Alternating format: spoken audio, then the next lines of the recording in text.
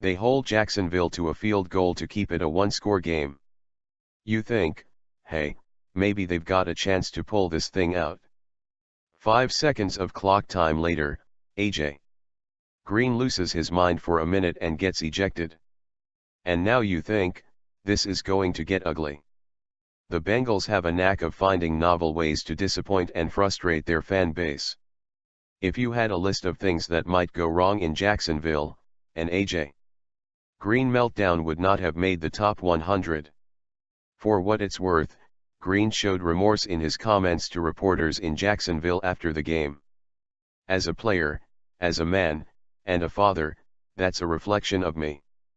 I should have walked off in that whole situation, he said. I definitely learned from this experience. It's never going to happen again. I regret my actions.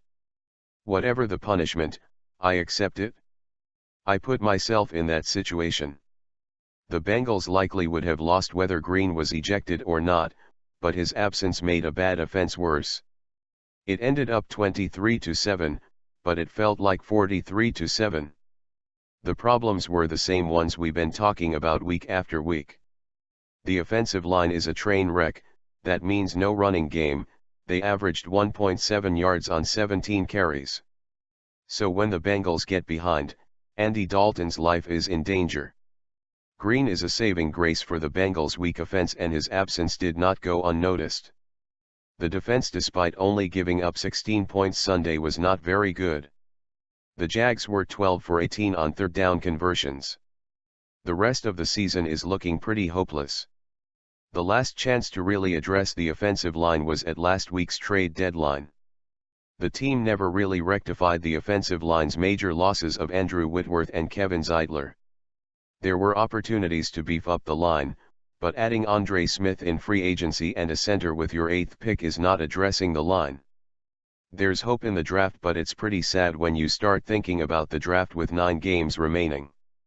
I think the biggest question going forward is, can Marvin Lewis survive a second straight awful season? Taking ownership.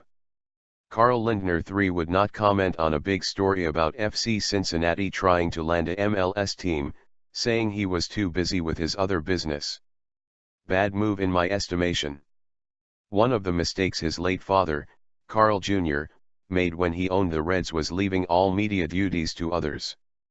Bob Castellini made a conscious effort to reverse that when he bought the team. It served Castellini well. Fans like to hear from the guys wiring the checks. Pause on the replay. I covered the LaSalle Harrison game Friday night. It was over in 2.5 hours, despite 17 penalties being called. Had it been a college game,